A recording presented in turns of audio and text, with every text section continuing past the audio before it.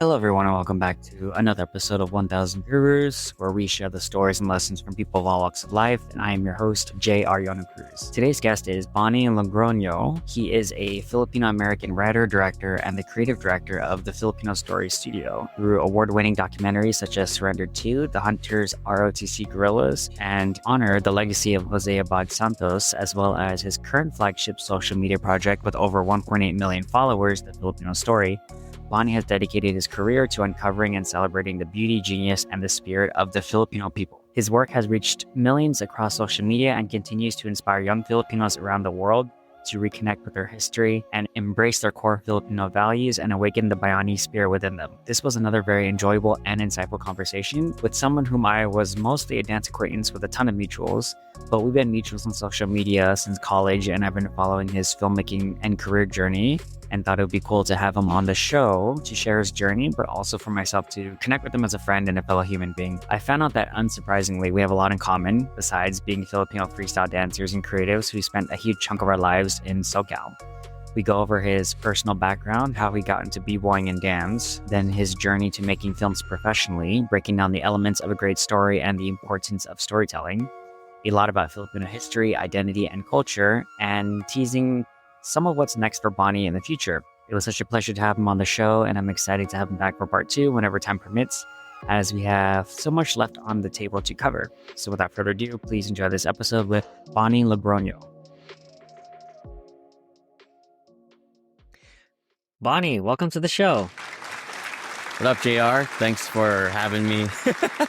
All the way from the Philippines. Yeah, where are you at right now? I know Philippines. What city, province? Yeah, so I'm in a particular part of Manila called Marikina. It's on the east side. After I got married to my wife who lives here, this is where she grew up, and then this is kind of where we're going to establish our home and future family. Nice. Excited, man. I swear, like, sometimes I'll see your videos on social media. We'll get into how I know you, but I'm like, where is this guy at right now? Because I know you post a lot of content in the Philippines, but sometimes you're in other places, right? Yeah. I do a lot of traveling just because of my work. And even before that, I had because of the nature of my immigration status in the US, I had to, and then my work was here in the Philippines. I had to do a lot of back and forth. So that's kind of been the narrative of my whole adult life. Adult life is going to different countries and my friends just wondering where I am. So, yeah. Yeah. Nice. I'm glad I'm not the only one. I'm like, where is Bani right now? Like, I'm so curious. But that's cool, man. Okay, before we jump the gun, let me go into how I know you real quick. So we met through BBA at UCI. I forgot which year. I know it was sometime during my undergraduate. For people who don't know, BBA is a freestyle dance club and then a larger freestyle community in SoCal. Andy Ho and Wei Chen were both in BBA as well, who are former guests on the show. And like we mentioned before the recording, Bani and I had never really connected, even though we've had a lot of mutuals and we've seen each other before in person. But we're connected on social media. And so how I see Bani is like 90% his social media presence about how passionate he is about filmmaking and showcasing and celebrating Filipino culture and heritage. And so that's generally what I know you're Filipino, obviously, but that's pretty much it. And I would have read your bio by now, but any clarifications on what, like, all that stuff?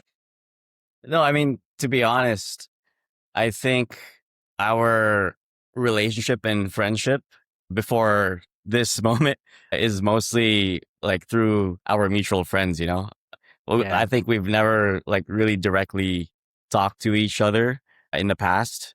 It's mostly been when I'm like practicing dancing with Andy Ho, like, which is one of the friends you mentioned. And then he would tell me, "Oh yeah, JR is such a cool guy," and that's pretty much it. And then maybe like we've said hi a few times in person, but never really like getting to talk and know each other. So yeah, but this is gonna be cool. It's not only gonna be about you learning more about me, but also myself learning about you too, because I've heard my whole life that you're a cool guy from Andy Ho, so this is gonna be fun. Thanks, man. Yeah, thank you, and thanks, Andy. Real man, yeah, likewise. And real quick, so I vividly remember the first time I heard about you, and it was through Andy. We were outside of the Arc it was literally in front of the doors of the arc, and he's like something something. He mentioned like, oh yeah, Bunny, he's so cool, like blah blah blah, something about your dancing, and I knew you were a b-boy because he was talking about that, and I was like, I don't know who this guy he's referencing, but okay. And then eventually I saw you at one of the sessions or something like that, and you were getting down, you're a b-boy, and I'm like, oh. Damn, he's hella good. But that's pretty much my first impression is just Andy yelling about how like he's obsessed with you and then seeing you dance, like, oh dude, this guy's dope.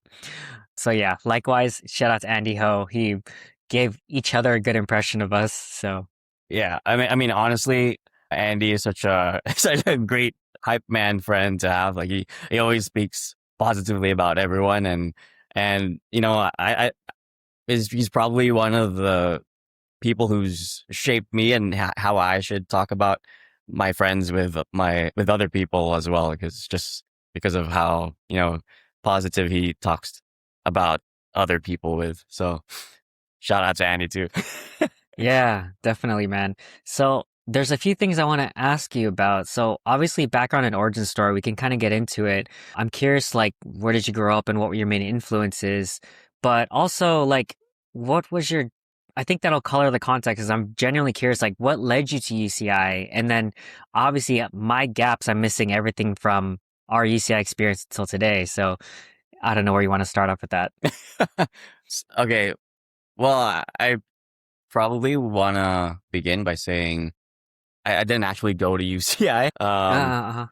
Yeah, Yeah, I know yeah, like most a lot of the BBA community, they were just from all over. Like even Wei didn't go right. to if you know Wei, like he didn't go to UCI, but like he was there. So I guess that's what I mean by went to UCI. But Yeah, yeah, yeah, yeah, yeah. for sure. Okay, so I can start a little bit further back. So I was born in Australia, and then I grew up actually my early childhood years here in the Philippines, specifically in Mindanao, which is the southern part. I was there because my dad was a missionary. So he he brought his whole family there, me included. But then when I was around 9 years old, that's when we immigrated to America, to Laguna Hills, Orange County. And it was there where I started, actually developing my personality and my interests. But at the same time, I was an immigrant in this new world with a new community, new culture that I had a hard time connecting with because honestly, I'm not a very social person, especially when I was younger. I didn't really develop those skills necessary to be able to dev- to develop close relationships with people. But I think the breakthrough that I had when I was younger was I found through creating art, beginning with drawing and writing poetry. I discovered that when I did those things, and especially with other people in mind, that it made other people feel seen and it made them see how I saw them and how special that I saw them, I guess. And so for me that was like, oh, this is a way for me to connect with people other than the just, the regular way of talking with people and connecting with them in that way. So I guess that's how I developed like my leaning into my artistic personality and artistic interests. And then from there, it was just a matter of exploring other art forms. So eventually, fast forward to when I was a bit older in high school, that's when I discovered dancing. And it was just from YouTube at first, because let's see, I was in high school 2006. And that was around the same time when YouTube became more accessible and people started posting on it from all over the world and Korea included. And at that time in Korea, that's when the b-boy scene was blowing up. And so as a Asian Filipino guy, I guess, I was interested in watching dance videos and that was kind of what was on my YouTube feed at that time and what my other friends were watching as well. And then I guess what drew me into breakdancing or b-boying was the fact that when I saw these b-boys dancing, they did it with a lot of confidence and just being able to express themselves in such a bold way. And like I said, me being kind of an introvert and not as socially intelligent or confident, then that kind of drew me in and made me think, oh, maybe by doing this, I can gain some confidence in the way that I express myself too. And also maybe I can, get some girls along the way. So, so I think that's why I started getting into dancing.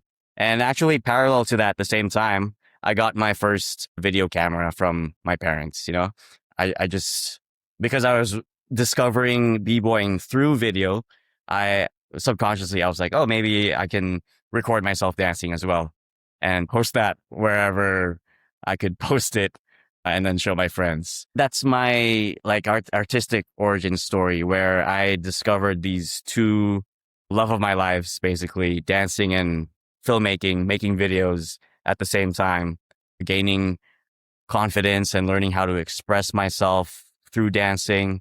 And then through filmmaking, it was learning how to use the language of filmmaking to evoke certain emotions or deliver a certain message. There was no active intention to be a filmmaker in the future yet. I'm a filmmaker now because it all started with breakdancing. And then after graduating from film school, I went back to Orange County, and then I had to find a community to serve this new career of filmmaking that I developed from film school. And the only community that I knew at the time and I was comfortable with interacting was the dance community. And the biggest dance community there in Orange County is, UCI. And that's how I ended up there. And that's how I sort of met you through Andy Ho and other people. Now, place us in. I'm curious. My brain works very analytical, methodical. So I know you mentioned you were born in Australia and then you moved to the Philippines. What age was that? And then I know from there you went to Laguna Hills. Were there from ages 9 until whenever you moved to the Philippines to do film school, and then you moved back. Could you place us your age at each of those periods? Oh yeah, sure. So the being born in Australia was very brief and almost just like an accident, because I was there because my grandfather, my mom's dad, was on the brink of passing away at the same time, around the same time that I was born. So that's actually why my name is Bani. It's short for Bonifacio, which is my lolo's name, my grandfather's name. It's not my real name, but that's what my family started to call me because of the closeness of those two events of me being born and my grandfather passing away. So I was only two months old when I moved from, not even moved, traveled from Australia to the Philippines. And then we were living in Manila when I was just a baby. And then I think it was around when I was 3, maybe 4 years old that we traveled to Mindanao, which is where my dad had his long-term mission trip. And then after that was done, we moved back to Manila when I was maybe 8 and a half. And then we went to America when I was 9 years old, was there under my parents' visa. So I didn't even have my own visa or reason to stay in America other than the fact that I was my parents' child. So I was there until I was 18. And, because I was just a child and didn't have my own papers, I didn't move at all geographically that whole time. I was just there in LA, Orange County, San Diego area. But then when I was about to turn 18, my mom told me, hey, you actually need to leave the country for a little while in order to get your own green card and permanent residency for America. But to do that, you have to leave America for a while. So that's the reason why I had to study overseas. And it wasn't, I had no plans of doing that, it just all came out of the blue. So I was kind of actually very angry at that fact when my mom first told me, because that meant that I had to leave my friends for a while, leave the community that I grew up with, and there was no the there was no set time period that my mom could tell me, like, how long would I need to be out of the country for before I had this green card that would allow me to stay in America. So yeah, it was a very unsure period of my life, but it actually turned out for the better, because eventually I decided to study film school here in the Philippines in this island called Cebu. And it was an international film school, and it was actually there that I met my wife, Mai. So it was just a technical school, it wasn't like a full on college 4-year degree. So it was only about a year and a half that I was there. And after that, traveled back to Los Angeles and try to make a living out of this new profession that I studied and worked for. And that was the time in my life where I was very heavily involved in UCI, because, like I said earlier, I needed a community to serve with my new skills, and that had just happened to be BBA and the Orange County dance community as a whole. And then eventually after that, I had an opportunity to work on a World War II documentary here in the Philippines, to write and direct it. I think that was when I was already 22 years old. And then that's the reason why I came back here.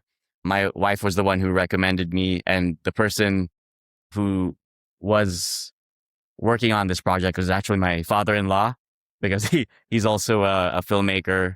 He wanted a new director for his films to make it more catered towards a younger audience.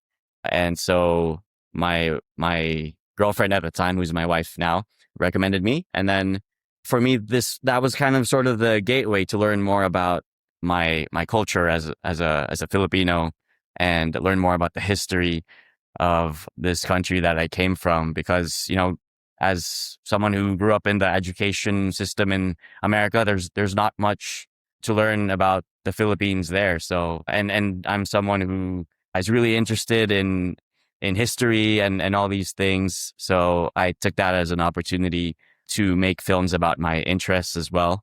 And so from there, as a 21, 22 years old, it became a back and forth situation, because in order to maintain the green card that I acquired, I couldn't leave America for too long. I could only do it like 6 months at a time. So I would spend 6 months in the Philippines working on my career, and then 6 months in America dancing. so that was my situation until finally, I think in 2023, I got my US citizenship. So because during the pandemic in 2021, my wife and I just decided to stay in America without going outside for too much. And that's what you need to do in order to transition from a green card to full-on American citizenship, is to just stay in America, to show the government that, you actually want to live there. And so, yeah, that's my background. Now that I'm an American citizen, I'm living here in the Philippines because I can stay out for longer. But that's just because, for me, throughout the course of my career of learning more about my history, I've discovered that I want to serve the people here and the Filipinos who are living outside as well, by telling, our history, our culture, connecting these two worlds together, because I think there's a fracture there that needs to be healed in a way. And I think storytelling, making films can kind of do that. There's so many pieces I want to jump off into. Before we go, I know we're going to touch on the filmmaking part and the storytelling, Filipino history, culture, identity, etc. Let's go back to dance really quick. So I know you said that, if I'm not getting this wrong, you started with film and dancing around the same time, like high school-ish? Yes. Freshman year, basically. Yeah. Oh, okay, gotcha. What I'm curious because I mean, as a fellow dancer, I think you're dope. Where did you train? Like, what were your main influences, and how did you like? I mean, as someone who, okay, and maybe we start off with that. Like, where did you learn from? I learned from primarily or in the beginning from YouTube. uh, Okay, okay. because, I lived in Laguna Hills, Orange County, California, which is this place in Orange County where it's a small town. The most of the people who live there, the population is seniors. Well, yeah, there really wasn't much going on where I lived, and my my friends and I just discovered b-boying, like I said, through YouTube, and we just kind of started by emulating what we saw. In particular, I was drawn to this b-boy named B-Boy Born from Rivers Crew because, like I mentioned, it was the Korea, right? confidence. Yeah, from Korea. Okay. And so I was drawn to the confidence in which he moved and danced. So it wasn't the moves necessarily that drew me into breakdancing, but the story that you could tell when you're dancing. You could portray yourself as this confident person. And so that's kind of how I got interested and got started dancing, is just emulating these people that we saw on YouTube. And then, of course, the people that I practice with, my friends in high school, influenced me. B-Boy Slip, B-Boy Yashi, and just a few others, B-Boy Zhang. And from there, because of my videos that I uploaded on bboy.org, that was kind of the signal or the megaphone that made people nearby aware that, hey, we exist, B-boys in Laguna Hills.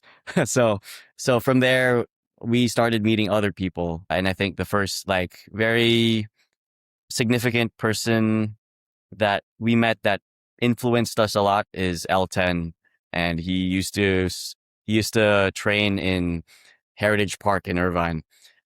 During that time, he had this trailer, like a dance trailer, circulating on YouTube.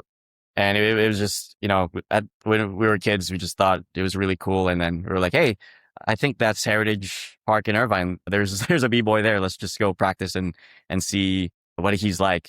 And so, yeah, we just showed up one day, and lo and behold, he was actually there stretching. And then from there, we got a mentor, I guess, who was able to teach us in a casual way. It wasn't formalized in any sort of way.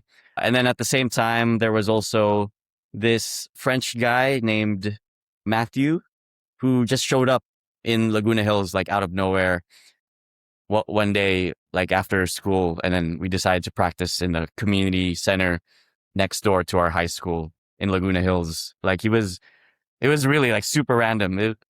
So just imagine us kids who have been watching b-boying all our lives through a screen on YouTube, and then all of a sudden there's this French guy in our city doing air flares. And then, so for us, that was mind blowing.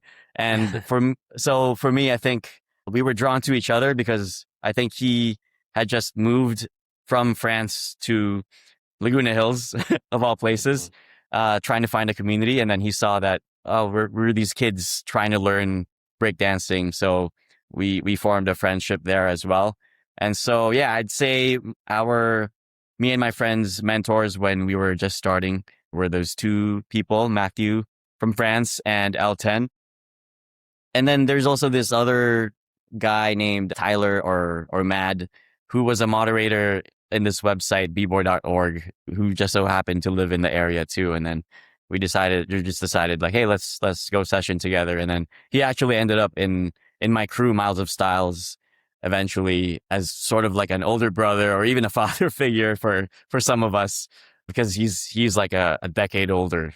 That's how my dancing sort of developed. And then for me, more than just the dancing, I really liked the community aspect of Mm. b-boying and dancing in general. So one of the things that I would often do even earlier on when I was just starting was like throwing these jams right there in Laguna Hills.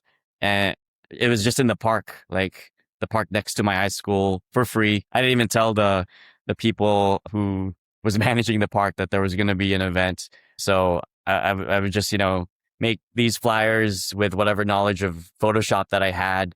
And then people would actually show up, and then I would make videos out of those events. And so those videos would go out, and it would just kind of keep on circulating from there and keep on growing and growing. And so that was my contribution to the dance community. And that's where I met a lot of my dance friends too.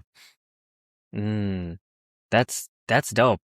I had a few questions, or a couple, I guess. First one is, like, at that point, I know you're dancing, you're building this community, and you're really into it. Did you have any aspirations to, I don't want to say do dancing as a career, but anything beyond just, learning and growing and connecting with people? And then second, how would you describe your style? And do you think that is a reflection on how you see I know you mentioned the whole confidence thing and having Yeah. your idols and mentors, but sometimes as dancers, the way, I mean, it's an art form, right? So it's a self-expression. So do you think that your style reflects maybe a side of your personality?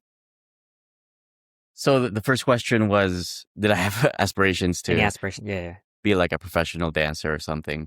And I guess so. I mean, at the time that I was starting, the Red Bull BC1 competition was also like growing. And I guess that was the spotlight that young B-boys wanted to eventually be a part of in the future when we got good enough. And I was a part of that group of young B-boys. So on that level, I guess, yeah, I had those aspirations. Eventually, as I continued with my dance journey and discovered that I probably won't get there, or I discovered that I liked filmmaking more than dancing. That's when it kind of slowly dissolved, and I started pursuing filmmaking more.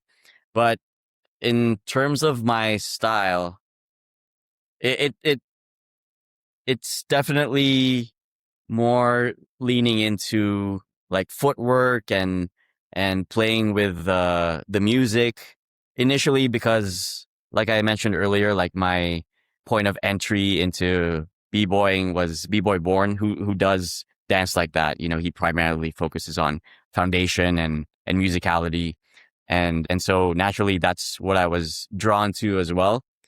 And then also because I have a track and field background, I I think people would describe my style also as very explosive, like a lot of explosive movements. I try to incorporate that, a lot of jumping.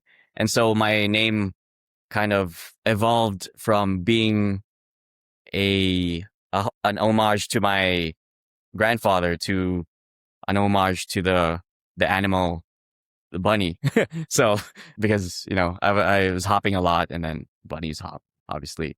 So yeah, that's how I would kind of describe my style. And I guess, yeah, I'd say that's a reflection of my personality too. I do things with a lot of intensity, and it's usually very short bursts. And I'm not sure if it's the b-boying that dictated the personality, or the personality dictated the Mm, style. Maybe it's a mixture of something in between. And as I grow older, I also find my style changing as well, because I'm 34 now, and I'm not as explosive and intense as I used to be in terms of movement. But also, it turns out it's in terms of my personality as well. I find that slowing down a bit and being a bit more, doing things in a bit more of a steady, manageable pace is more efficient and effective than just exploding into whatever you want to do and then burning out after. mm, So yeah, that's very interesting how you can figure out someone's personality by their style, and for me, I find that to be very true. Like it's almost like a one-on-one reflection. Yeah, I like that. I was gonna say because that was also my conception of how your dance style. I do, when I think about your dance style and the videos that I've seen, there is that explosive aspect. I don't want to say power, but I want to say there's that explosiveness, that I guess, yeah, flashiness, aggressiveness. Maybe is not the best word, but somewhere around there.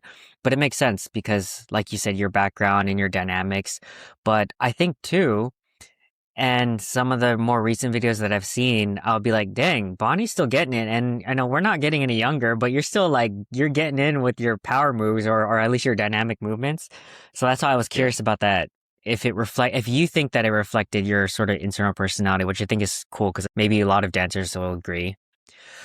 Yeah. Well, That's actually, dope. another thing I want to mention too that plays a part in influencing how I danced and all these things is what movies and shows and stories I Mm, was watching at that time. And I guess a big story and show that I was following when I was dancing in high school was Naruto, you know?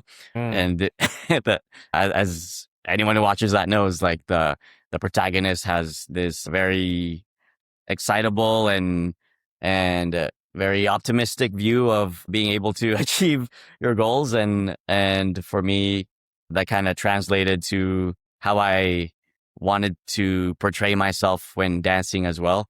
And I guess when you do that, because dancing is you dance with your body, you know, and so you embody whatever you do with your body until it becomes a part of who you are, I guess. And so, yeah, I just wanted to mention that as well, because I think that that was a big influence into my style as well. And then eventually how I approach whatever else I do in life.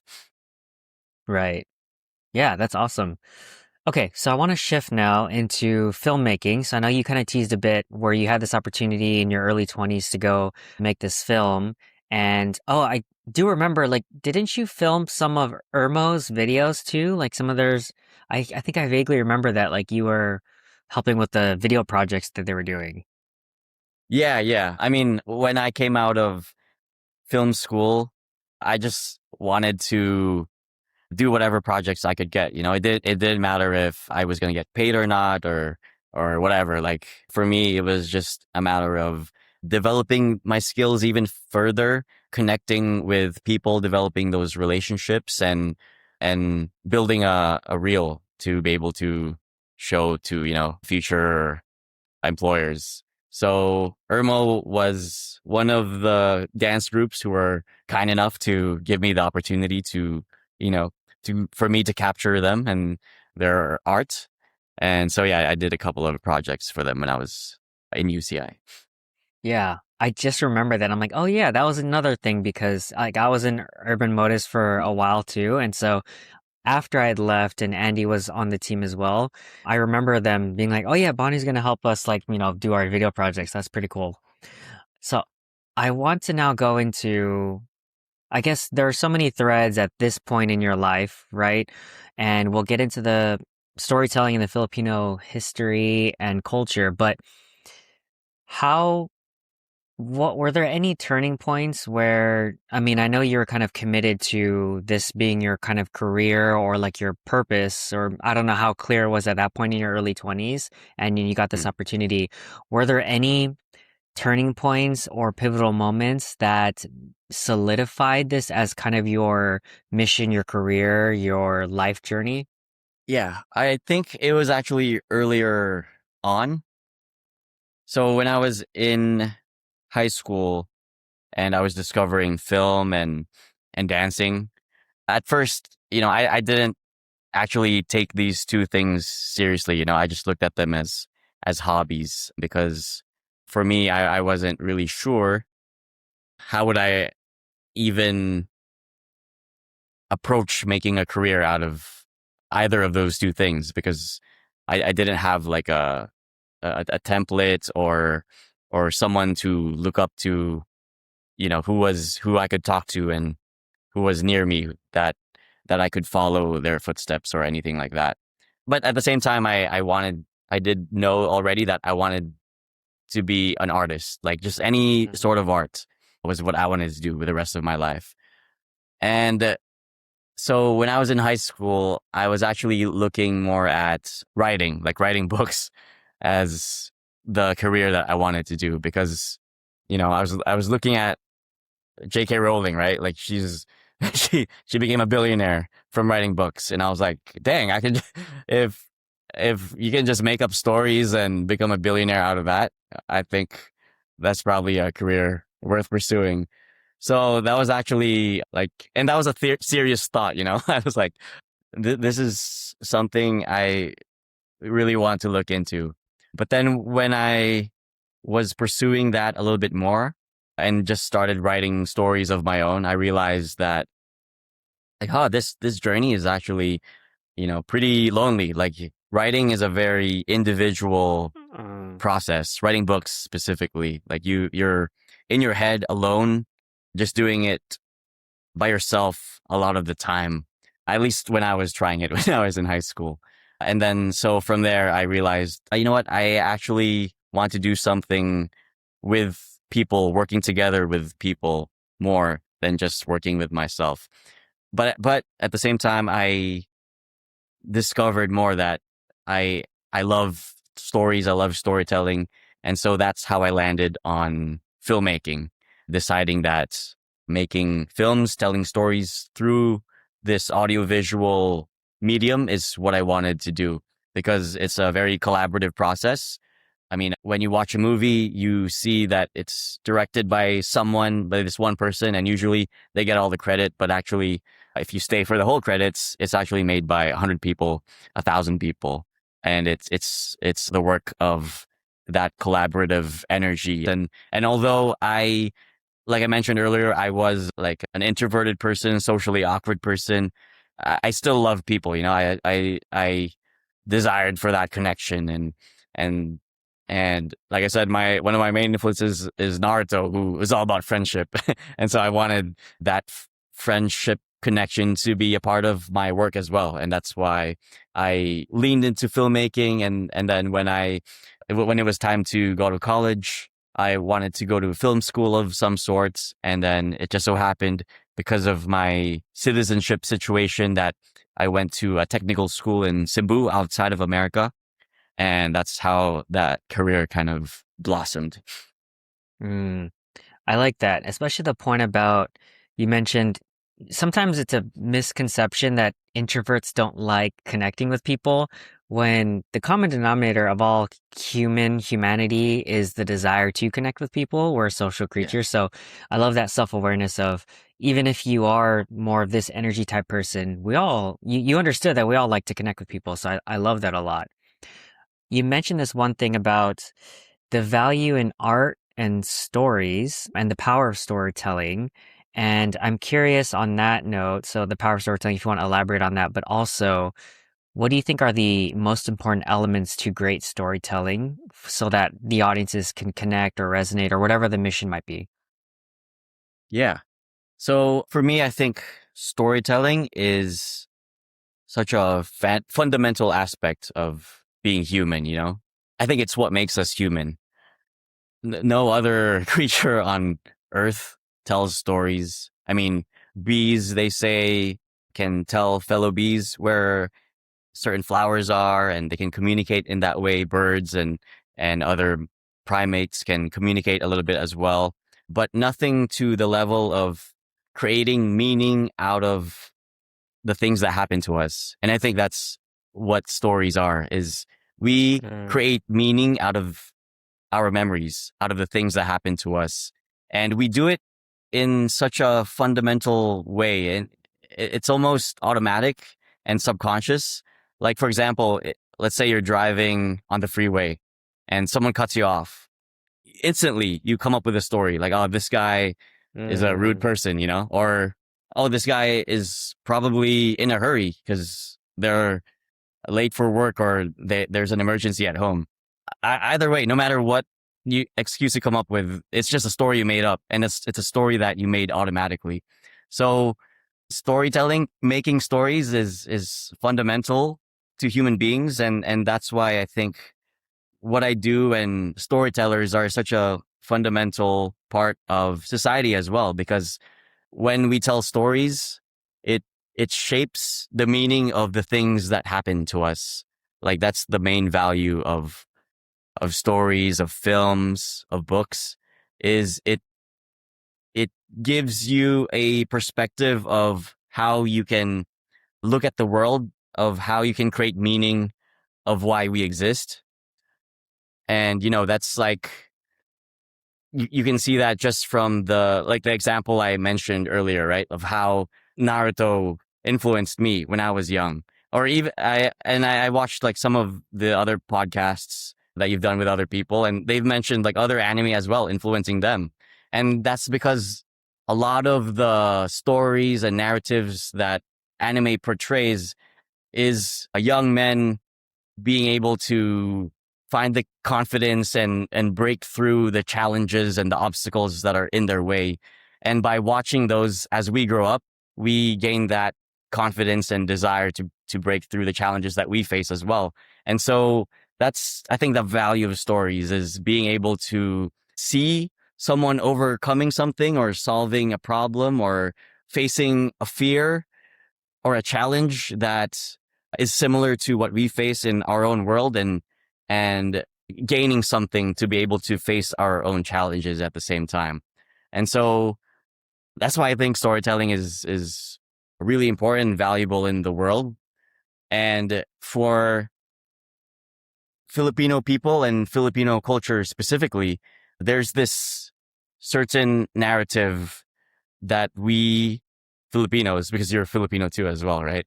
There's this narrative that we're all a part of as part of this Filipino nation, and it's the fact that we all come from this one archipelago, and in the past we had our own culture, we had our own way of living, way of looking at the world, and then because of what happened in history, there were waves of colonization that happened to our ancestors, which fractured the way that we live, fractured our identity.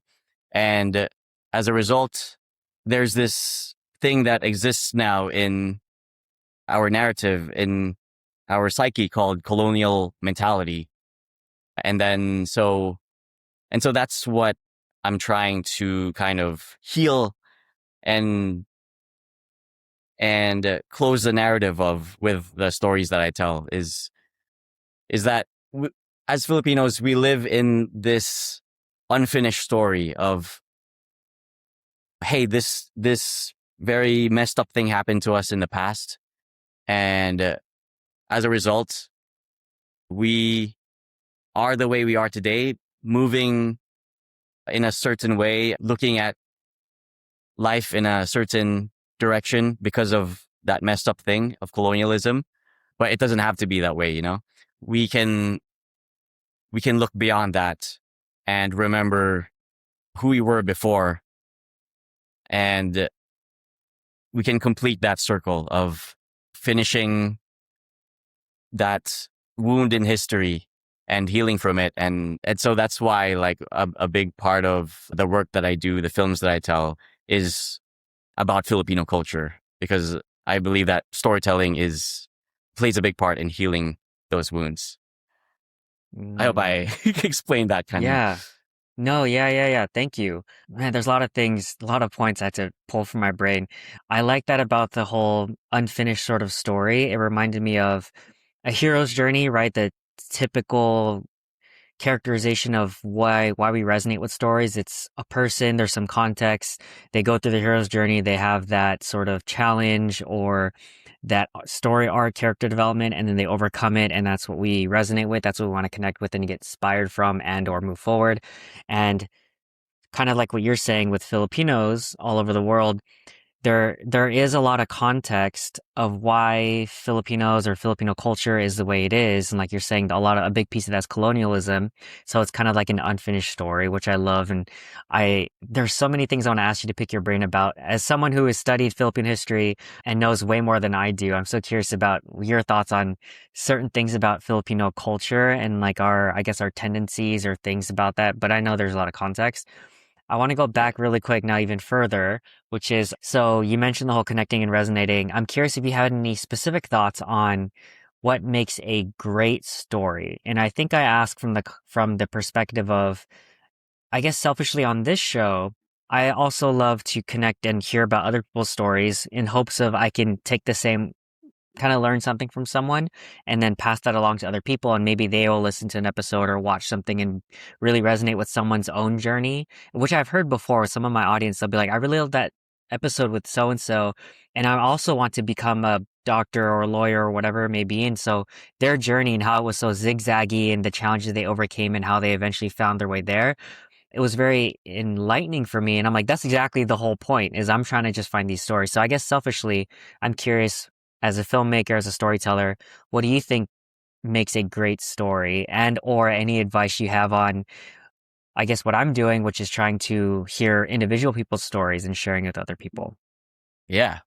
Well, a story has a lot of elements, but in terms of like fundamentally what makes a great story, if I could just pinpoint one thing, it would be that a story transforms.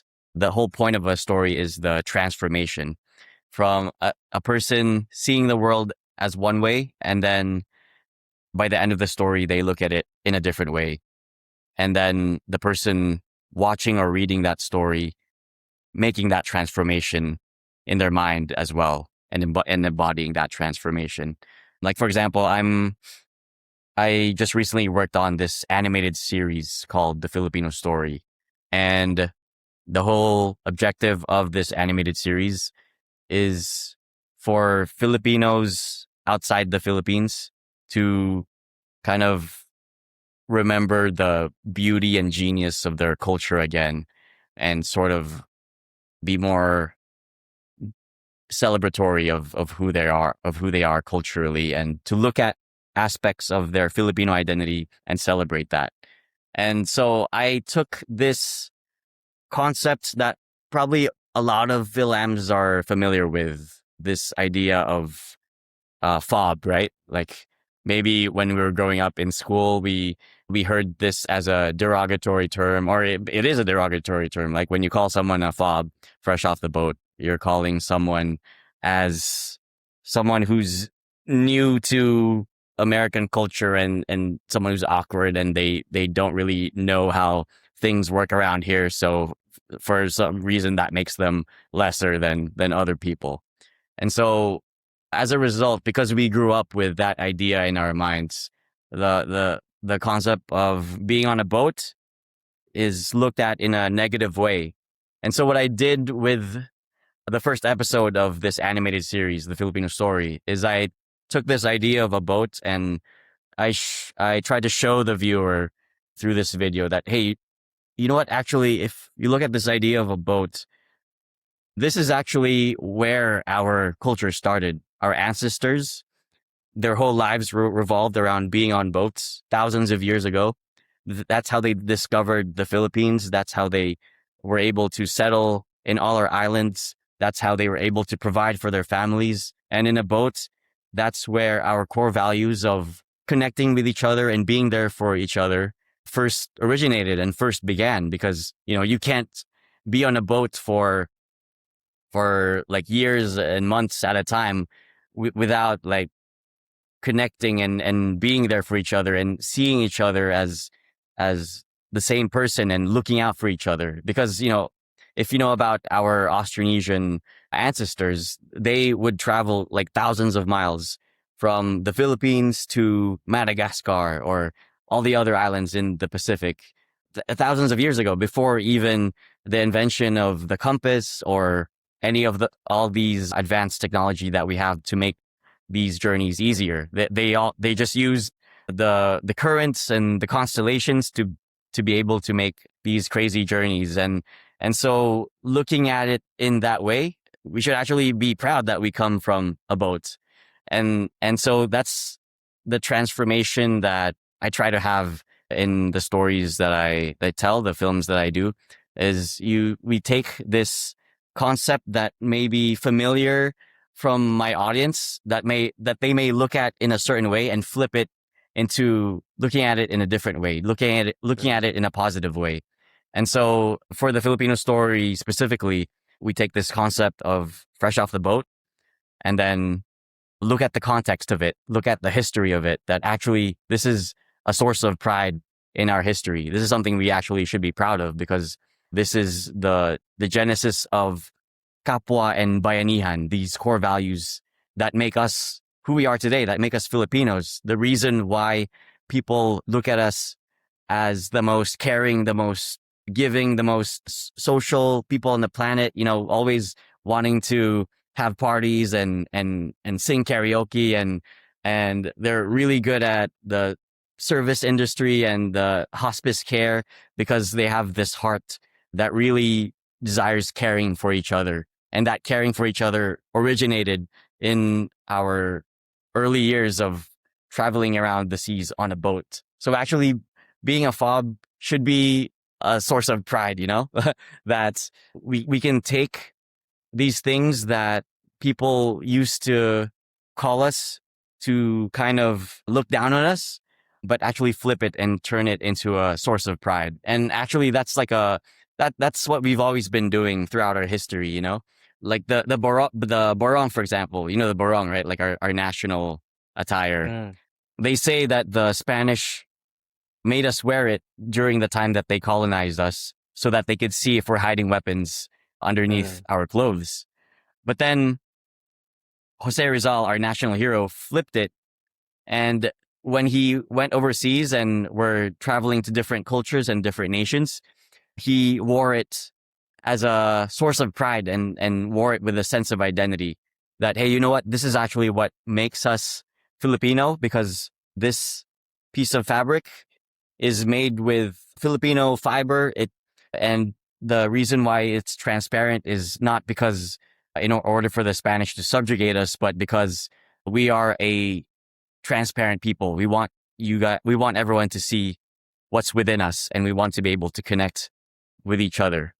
And so, you know, just I think that's what makes a story really valuable, and that's what makes a great story is taking a concept that people may think about a certain way and then flipping it, transforming it, making it into something else, and then taking that into your own life and moving forward with that.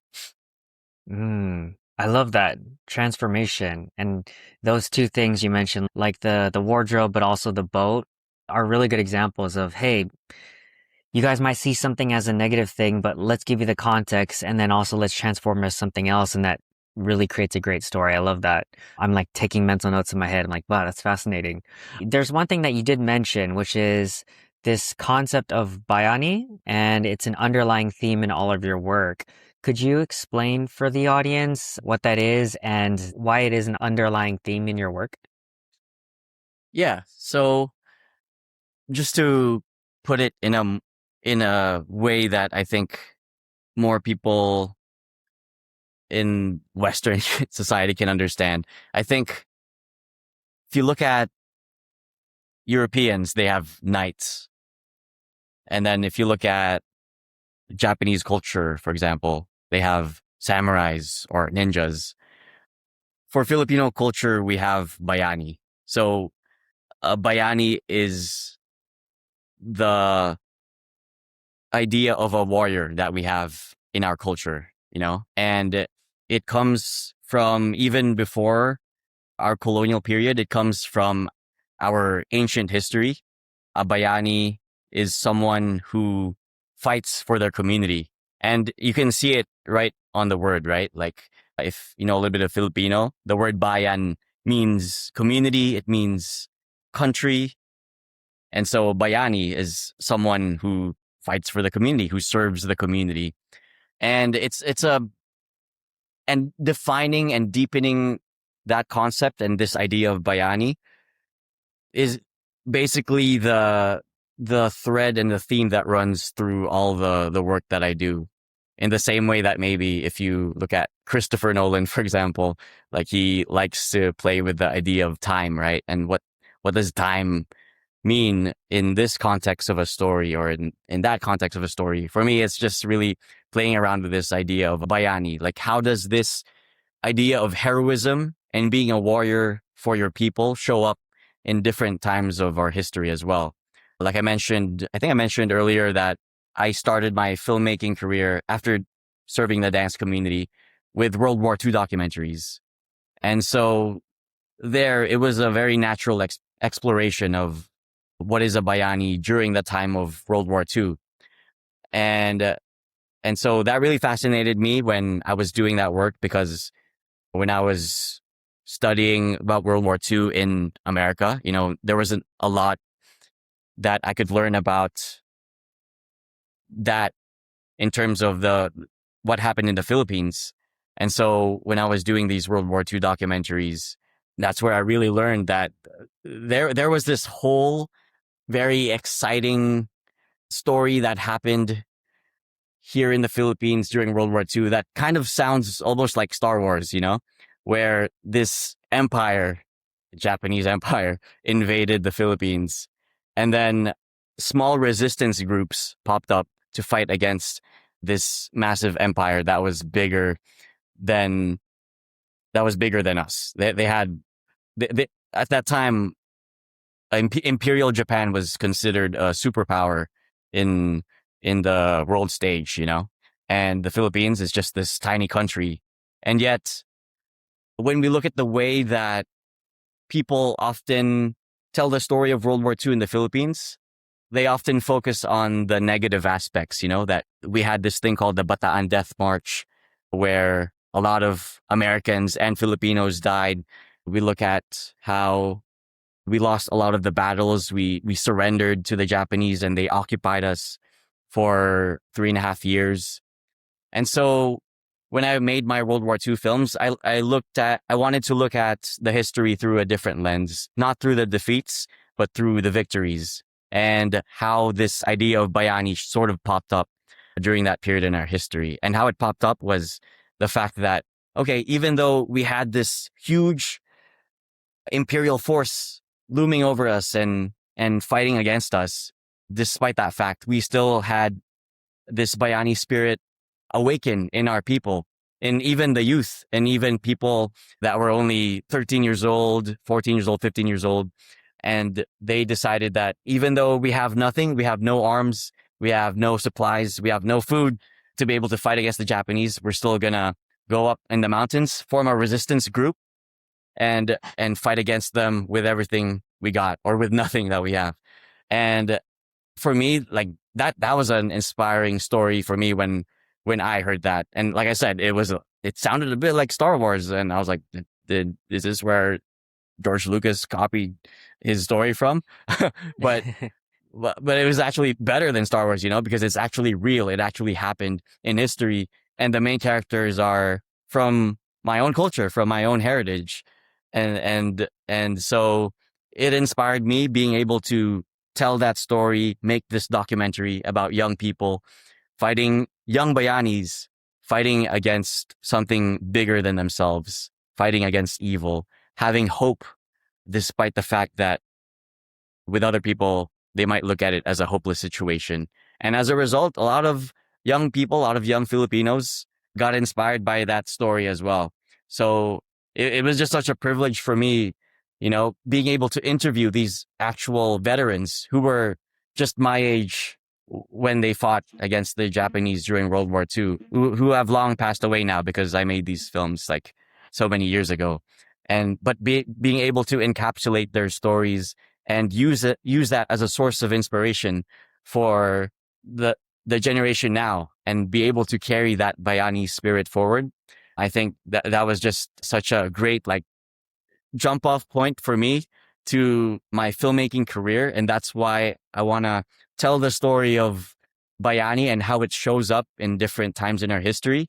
And it just sort of naturally progressed to the work that I'm doing now with the project called The Filipino Story, where it tells the story of where the Bayani is now. And actually, the Bayani, if we look further into the historical context of that, it's not just a warrior serving their community, but a warrior who goes out of the community, finds treasure, In Filipino context, we call this treasure Ginhawa, and brings that Ginhawa back to the community. So if you kind of parallel that to what kind of Filipinos have that story today, it's the OFWs.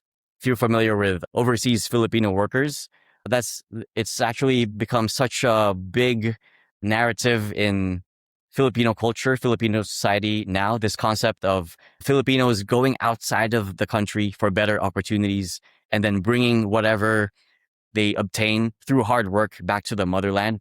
Like that's something that a lot of Filipinos do today, and that's why actually we call OFWs modern Bayanis. But not only that, but like I was mentioning earlier, right, about unfinished narratives. There in America specifically, did you know that Filipino-Americans are the second highest earning group in America? Like out of all the other immigrants and other cultural communities that are there, Filipinos are the second highest earning group. So that is the ginhawa that Filipino Americans have. And maybe if Filipino Americans realize that they're a part of this culture where we have this concept of a warrior, a hero called the Bayani, who goes outside the motherland and brings back ginhawa back to their community, maybe that's the narrative that Filipino Americans can finish, like, okay, we've achieved the American dream or the Filipino dream or the Filipino American dream here in America. We've become so successful because we have all these opportunities in America. We've become the second highest earning group. And because now I know that there's this idea of a Bayani, why don't I finish that narrative and bring some of that ginhawa back to the motherland? And so for me, that's my current project right now. The Filipino Story is telling that narrative of Filipino Americans awakening their Bayani spirit to join these two groups together, Filipinos in the motherland and Filipinos in the diaspora, and finishing that narrative of the Bayani. Wow, that's so fascinating. I feel like you just unlocked something, this is context that I feel like has been missing.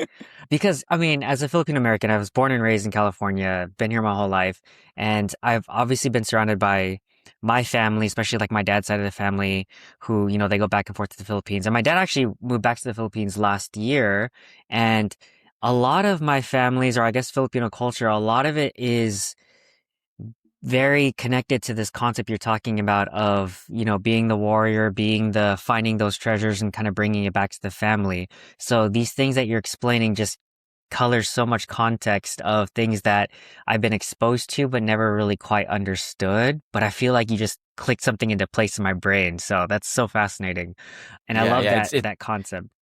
It's crazy, right? Like even you've probably heard of Balikbayan boxes and how your family probably does it. It's like we, as the part of your family who's outside the Philippines, at the same time, you guys still probably have family in the motherland, and a way of bringing back treasures or ginhawa is through these balikbayan boxes, which, as it turns out, comes from that tradition that we have even thousands of years ago, is of bringing back ginhawa to the country. Yeah. That's so crazy. Yeah, so many things are just clicking into place. You just unlock something. I always thought that in my conception of Filipino culture, for better or for worse, it's very centered around this generosity in your community, people around you, etc. But now it puts into the context the balikbayan boxes and just sending things back home. And even my dad, a big part of his whole personal life arc was working hard here in America and, sending money over. And this is something that a lot of Filipinos do. And now that he's back in the Philippines, building up his community and for his family and the people around to like build a better life, because now that he's worked hard in the States to bring it back. And so it's very inspiring to me because now I think it helps me connect my own sort of internal motivations. I didn't know where this came from. I know my family, of course, but maybe it's a deeper rooted heritage of, I do have this desire that I want to give back. I want to be generous. I want to be that sort of Bayani, that hero, finding the communities and serving them.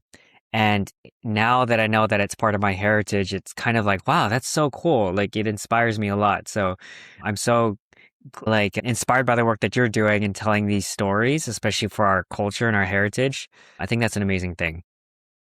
Yeah, man. And like I said, other cultures have their own idea of what a warrior is. And so for me, it's just a matter of uncovering and discovering for us what that looks like. And it gives context, like you said, to why we are the way we are today. Because even though we don't know it consciously, we see glimpses of it in the way we move and not knowing the reason for that. And I find that when we look at our past, that's where we discover that and clarify it for us and dive into it and embody it even more. Yeah. Man, I have another topic that I want to shift to that I might not get to.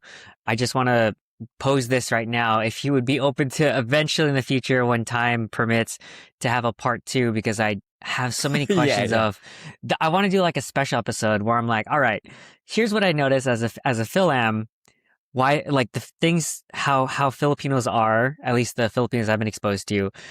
Now, from Bonnie's historical, educated perspective, why do you think we are the way we are for these sort of things, like a sort of Q&A or maybe a discussion that I'd be so curious to get your thoughts on now that you have both, motherland experience and then obviously living in the States and then now studying about Filipino history and culture. There, I just want to pick your brain for hours, but maybe we'll save it for a part two if you're down.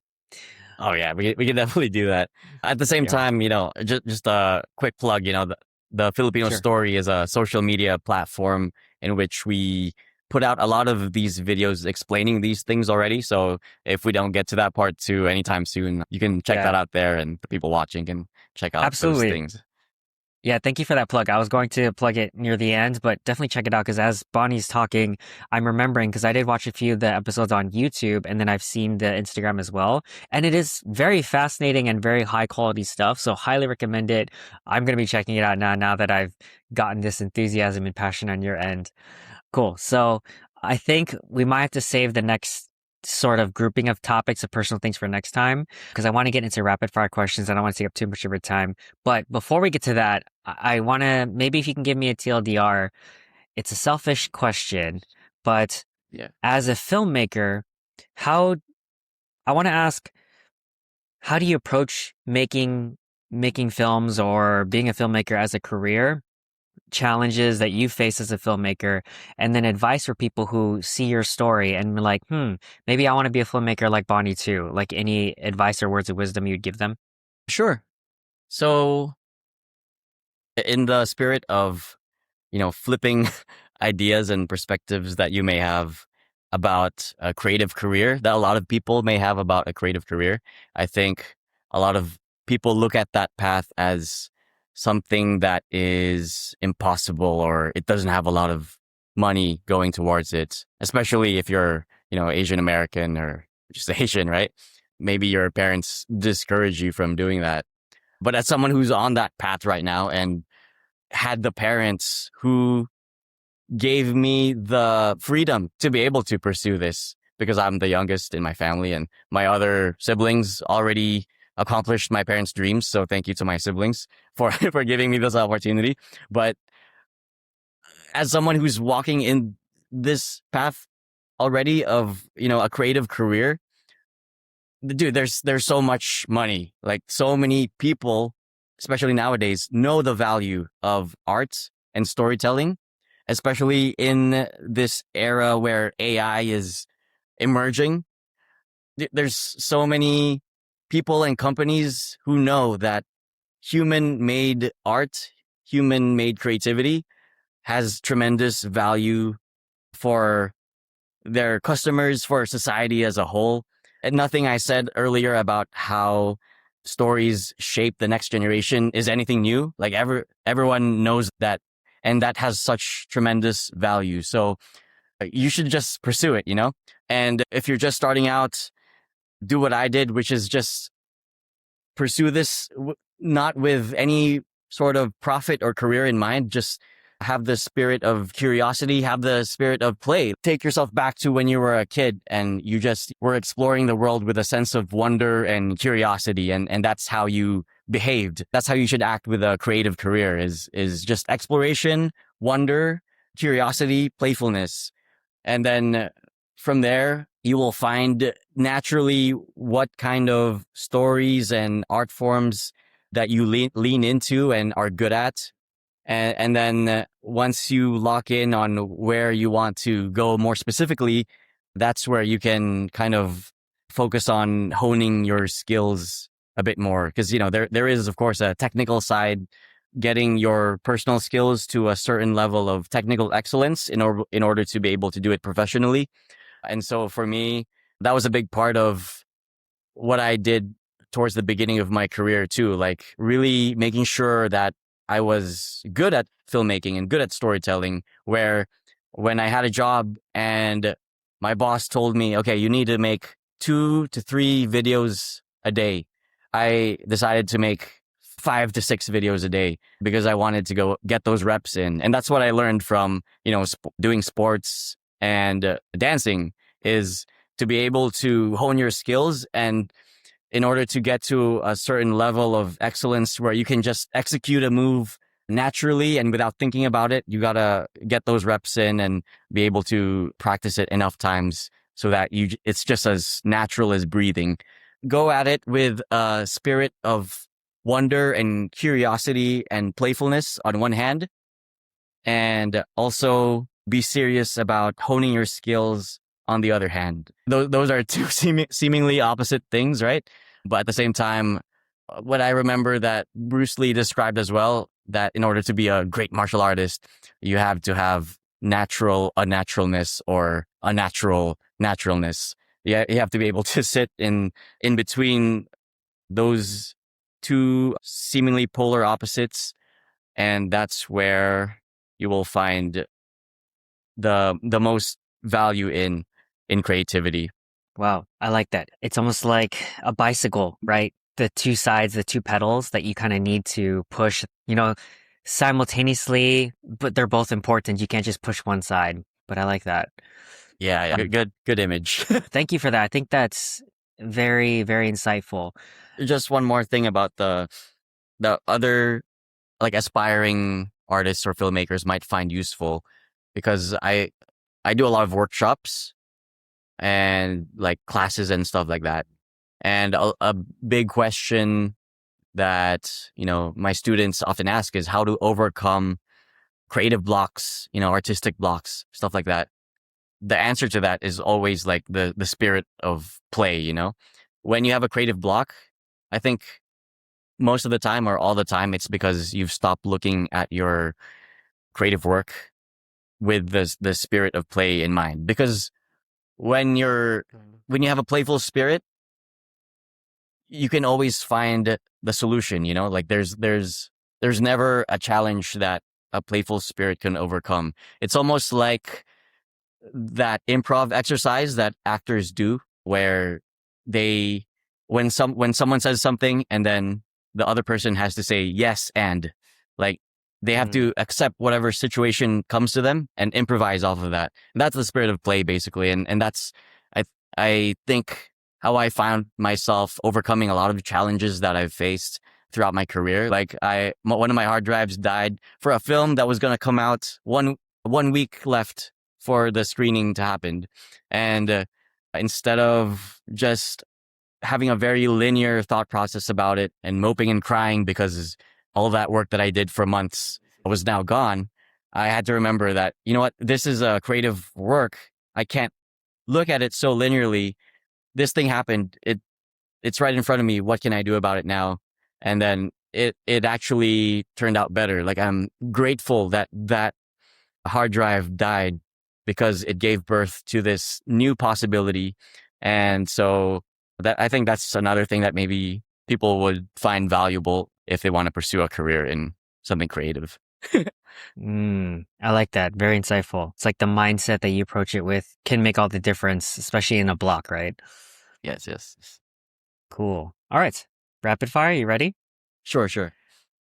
All right. First question, billboard question. If you could put up a sign for millions of people to see, what would it say? Yeah. I was thinking about this last night, and I think I would put something that is often attributed to Filipino national hero Jose Rizal, but I don't think he quite put it in these words. But people say he said, "No history, no self," with the "no" being KNOW, knowledge, and then Mm. after that, "No history, no self," "no" being NO, meaning if you want to know yourself, the knowledge of yourself, then look back at your history. But if you don't do that, you won't have context about who you are. I think knowing yourself has tremendous value in terms of what you can do with your life. Then you got to look back at your story. Culturally, spiritually, whatever you believe in, there's a history to everything. There's a story to everything. And so no history, no self, no history, no self. I love that. All right. In the spirit of transformation and or character arc, what is one of the hardest challenges you face and what did you learn from it? Hardest challenge that I faced is to don't make your career the center of your identity. I Mm. think that was something that I didn't touch on in this podcast, but when the pandemic happened, a lot of my projects disappeared, and because I leaned so heavily into placing my identity into my work, I felt that loss as like a personal loss, you know? But at the same time, that's when I discovered that, you know, my work isn't actually my identity. My work is just something that I do. And so if I had learned that idea earlier on, I wouldn't have had that existential crisis. But yeah, that's the biggest lesson I would say. Of all the lessons that I've learned throughout my career is don't actually make it the center of who you are. It's good advice. Okay. If this might be different, but if you could give your younger self advice, what would it be? Very practical, I think, is what I would tell my younger self if I had a time machine and go back. I would say, dude, you gotta sleep more. You gotta you gotta take your youth for granted so much. I think if if there's anything that I could do differently in the past, I would like, yeah, take care of my health a little bit better. Get those, you know, 8 hours, not eat so much sweets and tubs of ice cream and tubs of that red vines. You know, those are things that I used, the instant ramen, you know, those are things that I just did when I was younger that didn't think of the consequences for. And for me, yeah, that's what I would tell my younger self. Nice. I like it. In the last few years, what new belief, behavior, or habit has improved your life, if anything? Well, connected to what I just mentioned, it's just rest, you know, like having a rhythm in life where it's not so intense all the time, where I give myself a period of saying, okay, by 5 o'clock during this work day, just stop working, you know, because in the past, because I do creative work and it's not necessarily in a business schedule, you can just go like however long you want. I could edit and write 3 days straight if I wanted to. And I did. That's what I did in the past. But now I'm finding myself enjoying the rest, finding it more fulfilling because I think part of the creative process is not just doing the actual work, but stepping back and enjoying the creation that you've made. And that's what rest does, is finding a period to step back and having your mental and physical capacity to restore itself also. How do you define success? I love my friends and my family, and I love what I do. So I actually think that I'm in the path of success already. But if I were to envision it as a destination in the future, I would say that success is a place I, where my friends and family are in a good place as well, you know, like they, well, I don't want to say like there's no worries or no stress, because that's also a part of life and the cycle of Mm-hmm. life. And we, it's part of being able to become who we were born to be, you know, these challenges and these difficulties. But I would say having peace, there you go, having peace Mm. and joy and not letting go of those things despite the storms that may come in our way. So that state of mind comes and goes for me. You know, sometimes when I'm in that state and something bad happens, then, you know, that's exactly where I want to be. But sometimes anxiety and stress overcomes me, and that's not where I want to be. So I think the whole my life, to put it simply, is finding this process where I can just be in that constant state of unexplainable peace and joy despite whatever tragedy may happen. Yeah, can definitely resonate with that.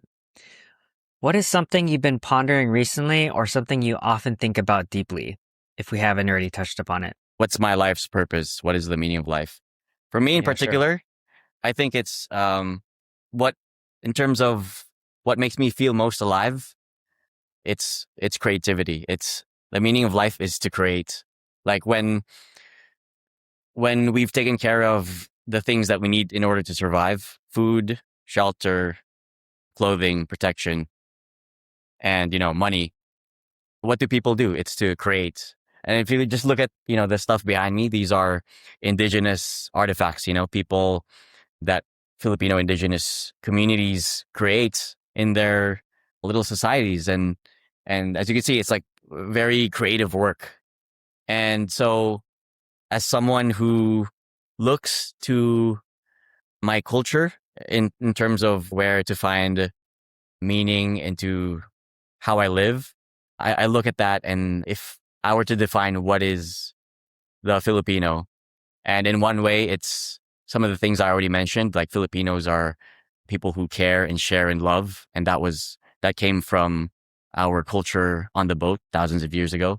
But also, on the other hand, if I were to define the Filipino identity, it's that we're actually a very creative people. And you can see that if you look at our history and if you look at it today, who's some of look at yourself. You're a dancer. You do all these things. I have a creative career. Some of the biggest personalities in the creative industry are Filipino: Olivia Rodrigo, Bruno Mars, all these people. And even looking at the people in our community who are most in need, you know, like here in the Philippines, poverty is a big problem in our community, right? In our nation. And yet, if you actually go into these informal settlements, like I do regularly to tell their stories, they're still out there creating. Even if you come to the Philippines and experience a typhoon, because those things happen all the time here, floods, especially here in the city, Marikina gets flooded all the time. What do Filipinos do when something bad like that happens? They create joy. They create playfulness out of that situation. They turn their living room, which has been flooded, into a swimming pool. And, you know, of course, we don't want these things to happen, but for some reason, our people culturally just tend to do that in even those very tragic situations. Like going back to poverty, you know, there's this certain cultural practice that our people do where they take leftovers from restaurants and fast food and they recook it. We call it pagpag, you know, and obviously that's something that people shouldn't do because food is actually abundant here in this country. Like the food can grow everywhere. Our soil is very fertile, but because of their situation, they had no choice but to create that for themselves. So even in that very low and unfavorable situation, we find our people being creative and creating joy out of these very sad and very tragic situations. You can find creativity there as well. I like that. Yeah, very resourceful, very joyful, and adaptable, and like you say, creative. It's very inspiring because it again gives a lot of context to how, like you mentioned, Filipinos being some of the most artistic people. I guess a lot of context to a lot of that and why we are the way we are. This might be the last one, but favorite hot take or something you think most people would disagree with, if any. This might be more specific to like Filipinos here or Filipinos who are more focused on, their journey of Filipino identity. But just something that I learned from one of the historians that I work with and who's also a friend, Professor Xiao Chua.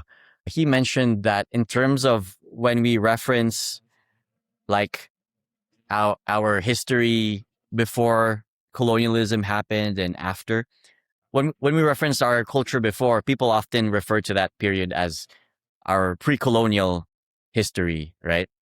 And so what I learned from him was that, well, actually, we should stop calling it that way, because when we call it as pre-colonial, we're almost like anchoring our history and our identity on the colonial period as like Mm, the most pivotal point of who we are, of our history, as like, okay, colonialism happened here 500 years ago.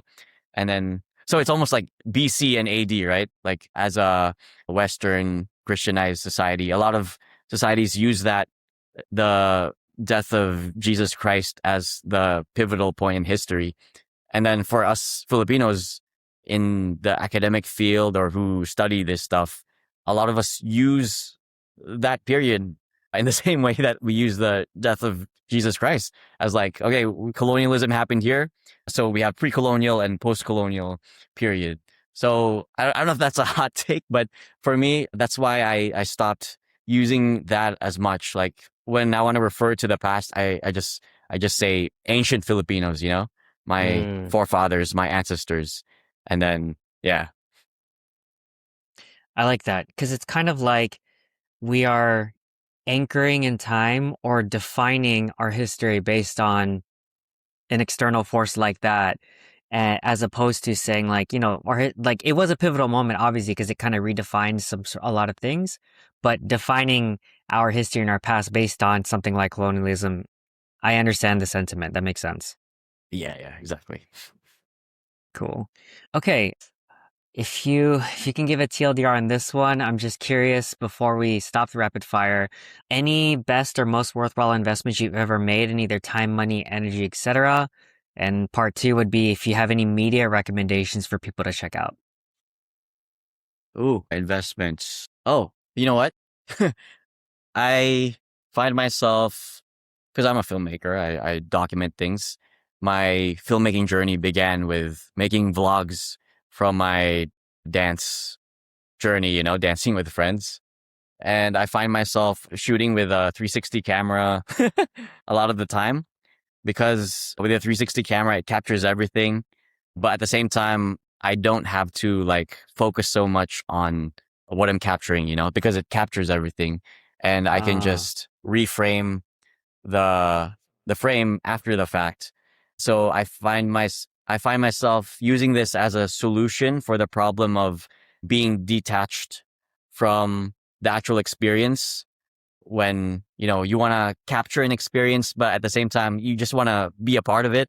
I think mm, that's a problem that a lot of people who vlog or document things have, is because filmmaking is an art form, and obviously you want to pour into that, but at the same time you want to just experience life. You want to be present with the people around you and with the experience itself. So I'd say this is like a huge investment for me to be able to just be a part of my life now, rather than in the past where I had to focus on making sure I was shooting good footage.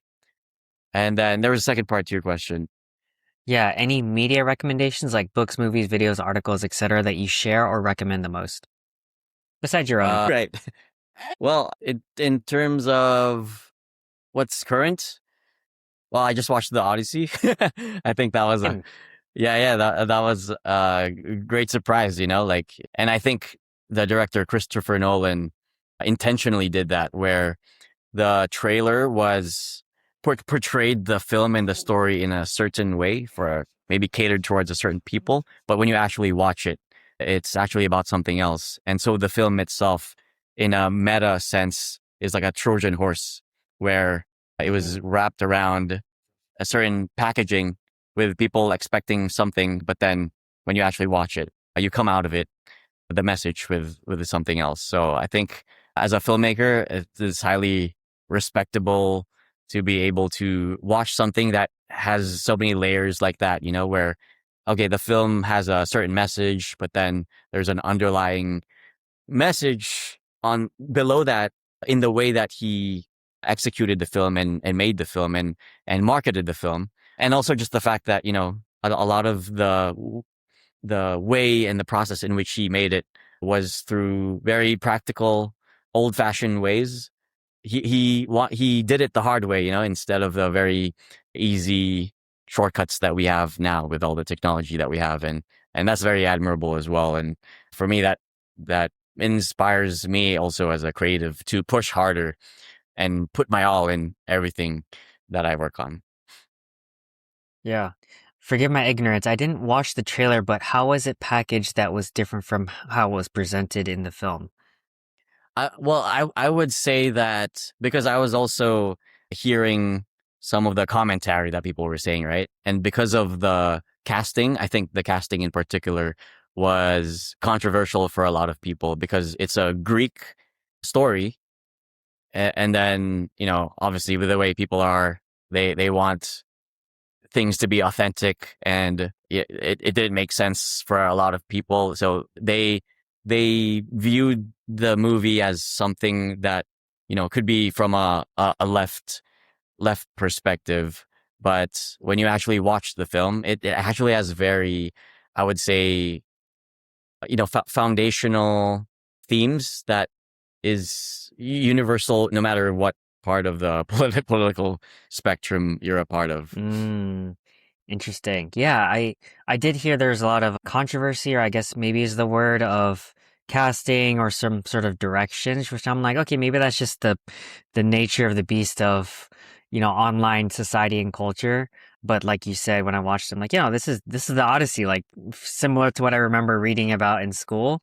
But I think I guess as another meta, taking myself out of the viewer experience, they were like, yeah, we're Greek. And I'm like, yeah, and you guys speak perfect American English. I love it. Yeah, yeah, yeah, But yeah. yeah, cool. So Awesome. I Yeah, can't know for sure like if that was his intention. You know, right. it's just how it came across to me, like that. Okay, like the way it's marketed, it seems like there's a certain message that the filmmakers wanted to show, but then Mm, when you watch the film, it's actually nothing about right. all these things. It's about a father rightfully coming home to Yeah, where he needs to be. And like for some people, they may view that as a very conservative message. You know, if we look at sure. the political Yeah. spectrum of ideas, there's a left and a right. And then, yeah, Yeah, I mean, but it's like a universal thing, right? Like that's the reason why it's a universal storytelling thing. resonates with people is because it's just a story about a guy trying to get home, and then obviously there's challenges and people along the way. I think like and maybe a tangent real quick, but I know that casting probably was like the biggest sort of controversial thing that I've saw with social media and memes. But it just feels like a Christopher Nolan film, like a stacked A-list Christopher Nolan film where like these really big actors wanted to be a part of a Christopher Nolan film and then they were all shoved in and they did a great job. All the acting was amazing, storytelling, the film, cinematography, etc. And so I'm like, okay, that's cool. But then of course from the outside, maybe the people looking at it were like trying to pick it apart and be like, is there like an agenda here? Kind of like the Superman, the most recent Superman, where they're like, Yeah. oh, this is so progressive, left wing, whatever. But then you're like, well, maybe you guys made all that stuff up, but reality, this is just the Odyssey. Everyone knows what happens in the Yeah. Odyssey. There's just a stacked cast. I don't know. Yeah, yeah, exactly. Like it's the thing I mentioned earlier, right? About the guy in traffic cutting you off, and then you just make up Yeah, stories about why he did that. It's the same thing here, where people think there might be a certain agenda behind it. And for me, that was just like what was being fed to me in my social media as I was hearing things about the movie that, you know, oh, this is Christopher Nolan didn't want to tell a authentic retelling of the Odyssey, there's a certain agenda behind it. But then when you actually watch it, like it's Yeah. people just made that up, and that just goes to show that we're That's so funny you say that. Totally agree. Okay, let's finally wrap this up. We're almost at 2 hours. I appreciate the time. Sorry. Thank you so much. No, it's all good. I'm fast. Like I said, I could probably talk to you for hours and I'd have fun. But we got to wrap this up. Ending questions. So, Bonnie, we always end with gratitude. Shout out to my mom. What are you grateful for? Man, I am grateful for absolutely everything. I'm grateful that I had the experiences in my life and experience it in the way that I did. Even the bad things, maybe especially even the bad things. I refer back to when I mentioned that when my mom came to me before I turned 18 and told me that, oh, I had to leave the country because otherwise I would never be able to go back to America ever again. I have to work on my citizenship outside the country, and how angry that made me and how it gave me so much despair having to detach and separate from the community that I learned to love so much and grew up with. And I look back to that and just laugh at how I was, that actually that's all part of the narrative that I was supposed to go through. And so as someone who is, well, I don't know how long I'll be alive for, but let's just say I'm in the midpoint. No, hold on. But You have plenty of time. yeah. I've lived through 3 decades. And so I'm able to look back at quite a big amount of memories and time. And I guess I'm just grateful to be on this part of the mountain of my life and look down and see that the mistakes and the challenges that I used to look at with so much pain and anguish, I'm grateful to look back at them and look at it with gratitude and be thankful that those challenges actually were a crucial part of shaping me to be who I am right now. I like it. All right. So do you have a final ask from the audience or any final takeaways that you'd like them to have from this conversation? Oh man, JR is a great podcaster. Interview. Thanks, man. Yeah, I've done quite a few actually, and I'd say this is the one where I've been able to be most myself because maybe it's because we both kind of grew up in the same area, and so I'm able to communicate more naturally in the way that I am able to. But other than that, promoting 1,000 Gurus, I'd also like to invite you guys, if you were curious about anything that I've talked about in terms of Filipino identity and storytelling, I invite anyone who's watching to look at some of my work. It's called The Filipino Story in all social media platforms, YouTube, Instagram, Facebook, and TikTok. It's where I, like I said, explore the meaning of what it means to be Bayani, the Filipino version of a warrior, and how that relates to the Philippines. Nice. Thank you, man. And I appreciate the kind words. It means a lot to me. I think more than learning and sharing my guest story, if my guest can have a really good experience, I think that's the most important to me. So thank you for that. I know you just plugged the Filipino Story handles, but if someone wants to check out what you're up to or wants to connect possibly, where can they find you? Sure. So I also have, obviously my personal accounts. I think I'm most active on Instagram, so I'll give you guys that. It's just my full name, Bani Logroño, and there, I just put up personal videos, photos. I'm actually currently working on writing a fantasy book. So, Oh, wow. Coming back to it. Yeah, if you recall Your roots. when I was when I was a teenager, I was thinking, maybe I can be really rich, a billionaire like J.K. Rowling if I write a novel. And Yeah. and then now, after being a filmmaker for a while, I'm exploring that idea once again, and I'm actually deep into it. It's a Filipino high fantasy novel similar to Lord of the Rings, but, based on Filipino culture. So if you look at Lord of the Rings is based on Anglo-Saxon or Norse mythology, this book that I'm writing is Filipino culture and Filipino mythology. So if you want to read that in the future, then you can follow me on my personal account, Bani Logroño. And that's the last surprise that I'm going to give in this podcast. That's in the spirit of finishing narratives. I want to finish that narrative as well of pursuing that dream of becoming an author. Yeah. That's awesome, man. Yeah, thanks for that. We'll look forward to that. Though, yeah, I can't wait that sounds pretty exciting. I feel like something you would enjoy. Some quick tangent, it's like as I'm connecting with people, especially from my past, and knowing our roots, like you said, as a central theme here, sometimes it's like the spirit of curiosity or fun or our childhood ambitions will sometimes come back to us if we really dig deep. And I find myself in my own personal life going back to those things where I'm like, I was always curious about this as a kid. Like for me personally, it's like stand-up comedy. I'm like, I've always liked making people laugh.